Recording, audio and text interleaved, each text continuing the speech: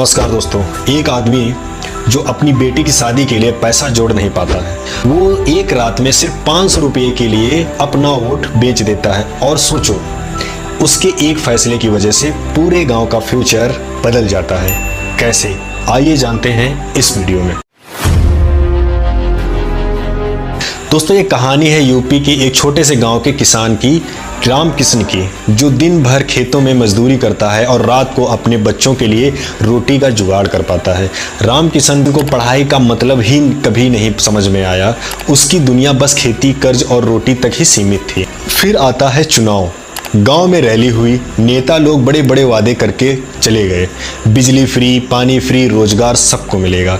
लेकिन रामकृष्ण के लिए ये शब्द एकदम विदेशी भाषा की तरह थे, क्योंकि कभी उसने सुना ही नहीं था।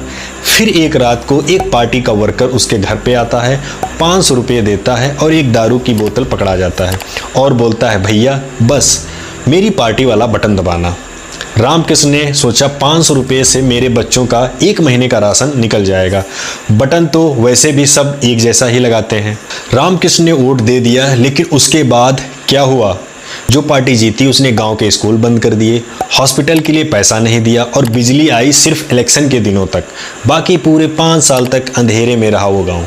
सोचो, एक आदमी का 500 रुपये का फैसला पूरे गांव के बच्चों का फ्यूचर खत्म कर देता है। शायद आप लोग मेरी इस स्टोरी से कनेक्ट हो पा रहे होंगे मैं किसकी बात कर रहा हूँ। ये सिर्फ रामकृष्ण की कहानी नहीं है। भारत के हर गांव में लाखों ऐसे रामकृष्ण आपको मिल जाएंगे। अगर आप भी ऐसे बिक रहे हैं तो आप भी वो रामकृष्ण हैं। इलेक्शन कमीशन का रिकॉर्ड कहता है कि ग्रामीण क्षेत्रों में अनपढ़ लोग यानी अनपढ़ वोटर बहुत ज़्यादा होते हैं। ये हमेशा उस पार्टी को जिता देते हैं जिसको पढ़े लिखे लोग नहीं जिताना चाहते हैं, क्योंकि हमारे भारत देश में अनपढ़ लोगों की संख्या बहुत ज़्यादा है। यानी जो लोग मैनिपुलेट होते हैं वो ही डेमोक्रेसी का फाइनल रिजल्ट डिसाइड करते हैं।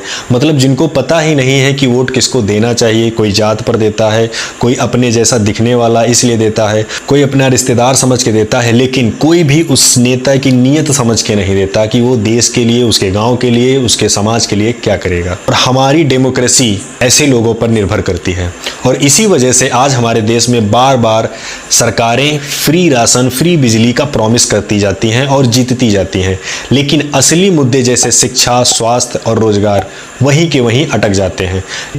नेहरू जी ने भी कहा था, शिक्षा के बिना डेमोक्रेसी सिर्फ एक खोखला नारा बन जाएगी। और आज हम वही देख भी रहे हैं कि अनपढ़ वोटर ज़्यादा हैं, उनको पता ही नहीं चलता है कैसे उनका वोट ले लिया जाता है लालच दिखा करके।